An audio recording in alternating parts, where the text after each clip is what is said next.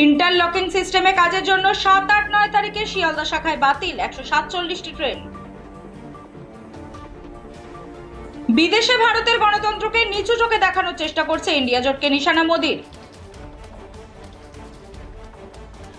অভিনেত্রী তথা জয়ী বিজেপি প্রার্থী কঙ্গনা রানাওয়াতকে চড় মারার অভিযোগ এক মহিলা সিআইএসএফ জওয়ানের বিরুদ্ধে।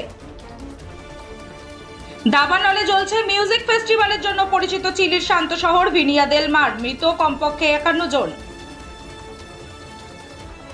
নয়াদিল্লিতে অখিলেশ যাদবের সঙ্গে বৈঠক সারলেন তৃণমূল সভাপতি অভিষেক।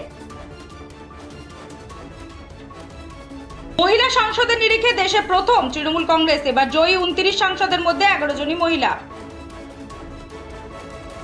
কাঠি করে আমাকে মেদিনীপুর থেকে সরানো হয়েছে, নিজের হাড়ের চক্রান্তে গন্ধ দিলীপের নাকে। অন্যের কথা শুনে ভুল হয়েছে, পরাজয়ের দায় নেতৃত্বদের উপর চাপিয়ে মন্তব্য কৃষ্ণনগরের বিজেপি প্রার্থী। মহারাষ্ট্রের উপমুখ্যমন্ত্রীর পদ ছাড়তে চাইলেন দেবেন্দ্র। তৃতীয়বার প্রধানমন্ত্রী হচ্ছেন নরেন্দ্র মোদী, সূত্রের খবর রবিবার সন্ধ্যায় হবে শপথ গ্রহণ অনুষ্ঠান।